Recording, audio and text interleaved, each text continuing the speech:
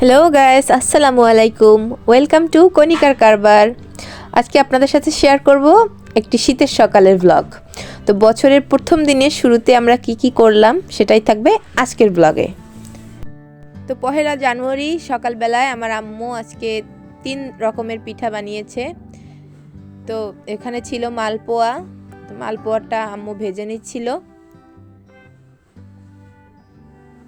মালপোয়াগুলো সবগুলোই খুব সুন্দরভাবে ফুলেছে। দেখুন মালপোয়াটা কত সুন্দরভাবে ফুলে গিয়েছে। এই যে এখানে কতগুলো মালপোয়া ভেজে নিয়েছে, পরে আরও ভেজেছে। বাইরে অনেক কুয়াশা ছিল, অনেক ঠান্ডা ছিল। বছরের প্রথম দিনই সকালবেলা এত কুয়াশা ছিল যা আসলে সবাই দেখেছেন, সবাই জানেন। তো শৈত্যপ্রবাহ চলছিল তখন, সেজন্যই আম্মু আসলে শীতের সকালে পিঠা বানিয়েছিল। তারপরে বানিয়েছিল পাটিসাপটা পিঠা। এটা ছিল পুর দেওয়া পাটিসাপটা পিঠা। এই পিঠাটা আমাদের সবাই খুব পছন্দ করে আমাদের বাসার। আরও বানিয়েছিল পুলি পিঠা। পুলি পিঠার ভিতরেও পুর দেওয়া ছিল। পুলি পিঠাটাও খুব তাড়াহুড়ো করেই বাসায় বানিয়েছে। পরবর্তীতে এই সকল পিঠার রেসিপি শেয়ার করার চেষ্টা করব। এখানে সবগুলো পিঠাই খুব মজা হয়েছিল।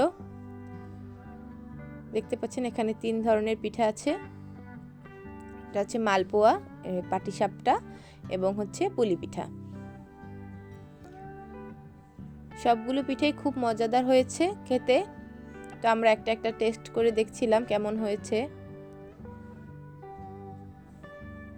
এবং আমরা এখানে ডিম ভেজে নিয়েছিলাম। আমরা আগের দিন রাতে খিচুড়ি রান্না করেছিলাম বাইরে চুলা বানিয়ে। তো সেটা একটা শর্টস আপলোড করেছি চ্যানেলে, সবাই দেখে নেবেন। তো সেই খিচুড়িটাই অনেকটা রয়ে গিয়েছিল, তাই সকালবেলা আম্মুকে রুটি বানাতে বারণ করেছি।